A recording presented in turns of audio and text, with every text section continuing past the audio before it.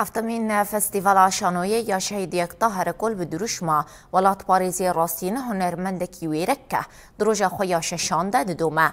دروژه پنجان آ فستیوالی ده دو شانو هاتن پیشکش کرن یا یکم آکوما آرگش اجروشلات کردستانی بو ناوی شانوی سپیرو یان ویسکار ارشاک رؤوف گون بدی بو گل سر کمکوشی حلب چه هاتبو چکرن پشتره کوما توارتا هنار آج باجار قامشلو لیستکک بناوی یک دیشک پیشکش کر نویسکار شانوی صباح العنباری امادکار و ورگروان محمد اشرف و درهنر شفزان فواز محمودن او شانوجی بحثا شروان کیکو جهه لکومین جهادیست و هاتبو دور پیچ کرن و پارسنا ولات خواه دکه گمروفاهی شوویتیا تروری رزگار بکه دکه